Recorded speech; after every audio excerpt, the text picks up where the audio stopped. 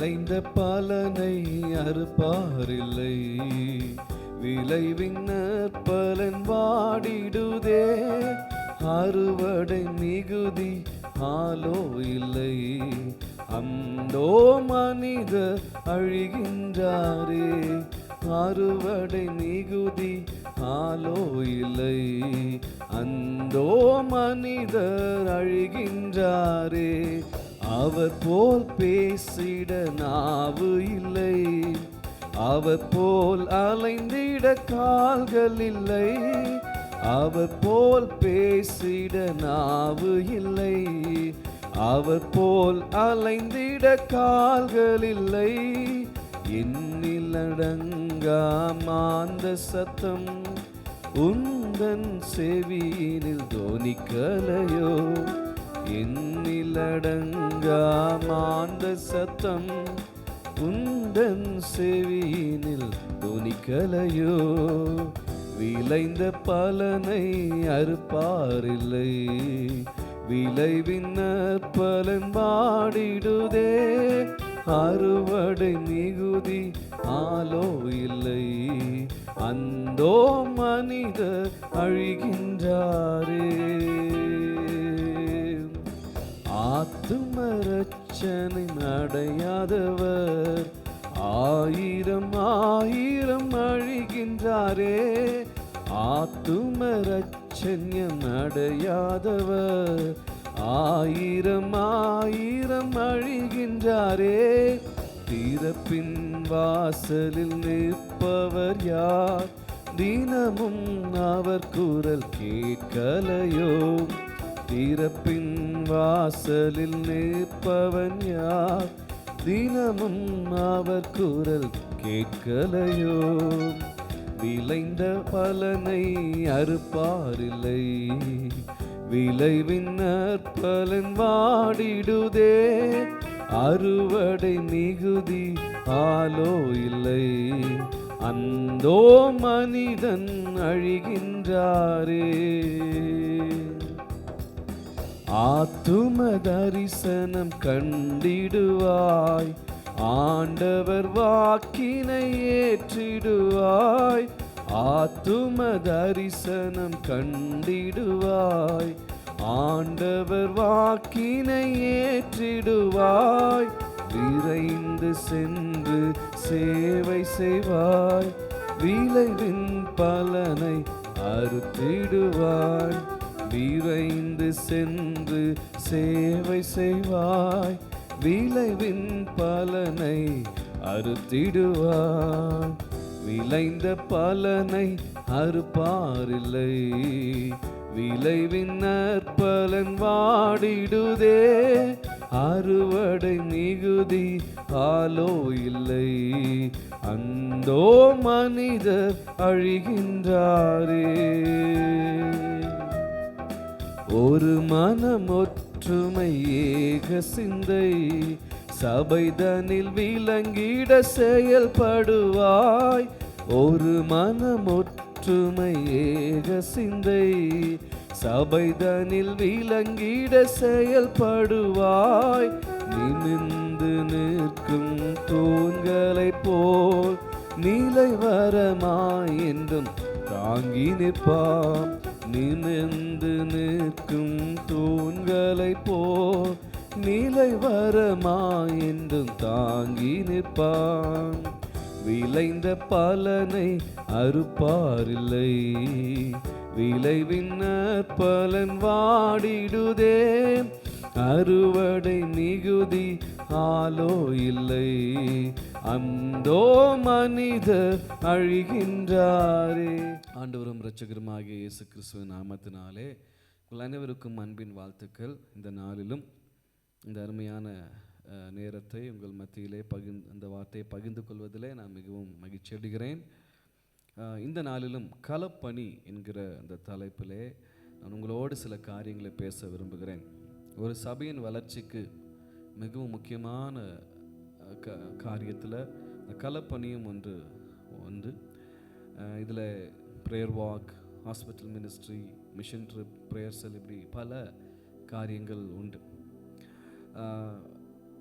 அதாவது எல்லா நேரங்களிலும் நாம் எடுக்கிற பிரயாசத்துக்கு பலன் கிடைக்குமா என்றால், நான் பார்க்காட்டியும் சரி, ஆனால் கர்த்தர் வெளியே செய்து விடுவார். வசனம் இப்படியா இருக்கு, பவுல் நட்டான், அப்பல்லோ நீர் பாய்ச்சினார், விளைய செய்கிறவரோ கர்த்தர் என்று. அது போல தான் அப்போது இந்த களப்பணியில் நம்ம அநேக காரியங்கள் பார்க்க போகிறோம் என்றால், அதில் சில காரியங்கள் என்னென்னா, நம்ம உடனே அந்த பலனை பார்ப்போம் என்றால் இருக்காது.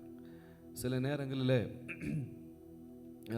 அநேக பிரயாசம் எடுப்போம். சில குடும்பங்களுக்கு ஒரு வேளை இந்த ப்ரேயர் வாக் போகும்போது ஒரு பகுதிக்கு நம்ம அநேக பிரயாசம் எடுப்போம். ஹாஸ்பிட்டலில் போய் அநேகருக்கு ஜெபம் பண்ணுவோம். பட் எல்லாரும் ரட்சிக்கப்படுவாங்களா, இல்லை என்ன எல்லாரும் ஆண்டவருக்குள்ளே வருவாங்கன்னா இல்லை. ஆனால் நம்ம எடுக்கிற பிரயாசத்தை நிறுத்திவிடவே கூடாது. ஏன் அப்படின்னா, விளைய செய்கிறவர் கர்த்தர். ஒருவேளை நம்ம நடுவோம், வேறு யாராவது ஒருவர் நீர் பாய்ச்சுவார், ஆனால் எப்படியோ கர்த்தர் அதை விளைய செய்வார். ஏன் அப்படின்னா, அறுப்பு மிகுதியாக இருக்கிறது, வேலையாட்களோ கொஞ்சம். அப்போது இந்த களப்பணி என்பது ஒரு சபைக்கு ரொம்ப அவசியமாக இருக்கிறது. அப்போது கவுன்சிலிங் மினிஸ்ட்ரி இருக்கிறது. சிலருக்கு நல்ல ஆலோசனைகளை கொடுக்க வேண்டியது ரொம்ப அவசியமாக இருக்கிறது. கர்த்தர் நல்ல ஆலோசனைகளை கொடுப்பதற்கு நம்மளுக்கு என்னத்தை தருவார்? ஞானத்தை தருவார். நீங்கள் அந்த ஞானத்தை கேட்டு பெற்றுக்கொள்ளும் பொழுது, ஞானத்தை ஆண்டவரிடத்தில் பெற்றுக்கொள்ளும் பொழுது, இந்த மினிஸ்ட்ரியில், இந்த ஊழியத்தில், அந்த கவுன்சிலிங் மினிஸ்ட்ரியில் ஆண்டவர் உங்களை அதிகமாய் பயன்படுத்த அவரால் கூடும். அது மாத்திரமல்ல, சிலருக்கு நல்ல பண்புகளை, health care ministry, social work ministry, இப்படி நிறைய காரியங்கள், எஜுகேஷன், டியூஷன் எடுப்பது, சில நேரங்கள் இங்கிலீஷ் சொல்லித் தருவது, கஷ்டமான பாடங்களை கற்றுக் கொடுப்பது, இப்படி எல்லாமே இந்த களப்பணி கீழாக வருகிறது. ஆனால் கர்த்தர் உங்களுக்கு எதை வாய்க்க பண்ணுகிறாரோ அதை உண்மையாய் நம்ம செய்ய வேண்டியது ரொம்ப அவசியமாக இருக்கிறது. சில இடங்களில் களப்பணிகளில் மறுவாழ்வு மையங்கள் உண்டு. அதே போல் ஏழை எளிய மக்கள், அது மாத்திரமல்ல முதியோர் இல்லங்கள் உண்டு. இப்படியாப்பட்ட இடங்களிலும் சென்று நம்ம ஊழியம் செய்ய ஆண்டவர் அநேக வாய்ப்புகளை வைத்திருக்கிறார். இந்த நாட்களிலே அவர்கள் அன்புக்கு ஏங்கி நிற்பார்கள். இந்த முதியோர் இல்லங்களிலே அன்புக்கு ஏங்கி நிற்பார்கள். சில நேரங்களிலே நம்முடைய வார்த்தை அவர்களை தேற்றும். ஏன் அப்படின்னா, நம்ம ஆவியானோட துணையோடு நம்ம அங்கே போய் நிற்கும் பொழுது கர்த்தர் அதன் மூலியமாக பேசுகிற ஆண்டவராக இருக்கிறார். ஆமென், ஹல்லேலூயா. நம்ம பிரயாசப்பட்டு சில காரியங்களை செய்யும் பொழுது அதற்கான அந்த பலனை நம்ம பார்க்க முடிகிறதா இருக்கிறது. ஆமென், ஹல்லேலூயா. ஏன் அப்படின்னா, இந்த கடைசி நாட்களிலே நான் ஆரம்பத்திலே சொன்னது போல் அறுப்பு மிகுதி, வேலையாட்களோ குறைவு. எல்லாரும் ஃபுல் டைம் மினிஸ்ட்ரி வந்துட முடியுமா அப்படின்னா தெரியல. எல்லாரும் ஒவ்வொரு கமிட்மெண்ட்டோடு இருப்பீங்க, இல்லை அழைப்பு இல்லாமல் இருக்கலாம். ஆனால் இந்த களப்பணியில் இருக்கிற அந்த ஒரு பெரிய ஒரு இது என்னென்னா, எல்லாரும் இதை செய்யலாம். ப்ரேயர் வாக்கா எல்லாரும் போகலாம். இதில் பாஸ்டர் போகணும், இல்லை விசுவாசி போகணும், இல்லை சண்டே கிளாஸ் பிள்ளைங்க போகணும், இல்லை வாலிபர்கள் தான் போகணும் அப்படி என்பது இல்லை. உங்களால் முடிந்தது, ஒருவேளை உங்கள் பகுதியில் ஒரு வாக்கிங் போகும்போதோ, இல்லை நீங்கள் இருக்கிற இடத்துல நீங்கள் சின்ன ஒரு வாக் மாதிரி போகிறீங்கன்னா, அந்த இடத்துல ஆண்டவரே இந்த பகுதியை ரட்சிங்க, இந்த பகுதியில் இருக்கிற ஜனங்கள் உண்மை ஏற்றுக்கொள்ளணும், உண்மை அறிகிற அறிவு அவர்களுக்கு வரணும், அவங்க கண்களை கர்த்தர் திறப்பீராக அப்படின்னு நீங்கள் ஜெபிக்கும் பொழுது அந்த பகுதியில் இந்த கர்த்தர் உங்களுக்கு நல்ல ஒரு ஆத்மாவை தருவார். அதே போல் ஹாஸ்பிட்டலுக்கு செல்லும் பொழுது டாக்டர்ஸால் கைவிடப்பட்ட அநேக நோயாளிகள் உண்டு, டாக்டர்ஸால் கைவிடப்பட்ட அநேகர் உண்டு.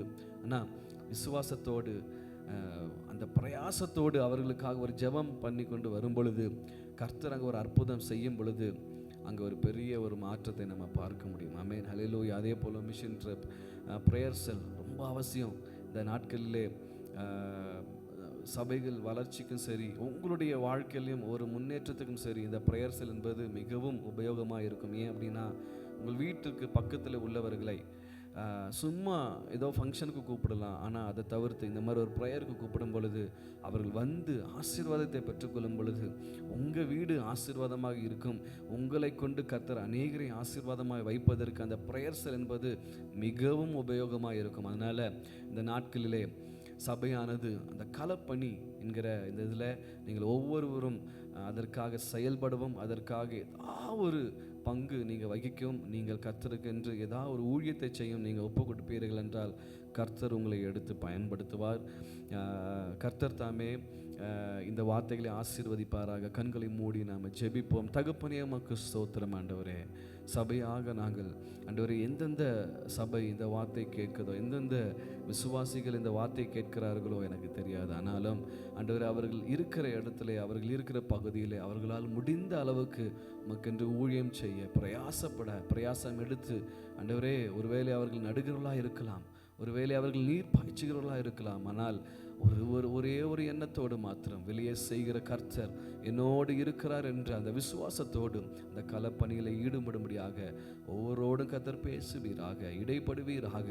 ஆண்டவரே, இந்த ராஜ்யம் கட்டப்படுவதற்கும் தேவ ராஜ்யம் ஆண்டவரே அதிகமாய் வளருவதற்கும் ஆண்டவரே ஒவ்வொருவரும் தங்களை தாங்களே ஒப்பு கொடுக்க கர்த்தர் கிருபை செய்வீராக. உடைய நாமத்துக்கு மாத்திரம் மகிமை உண்டாகட்டும். இயேசுவின் நாமத்தில் பிதாவே, ஆமென். God bless you. Praise the Lord.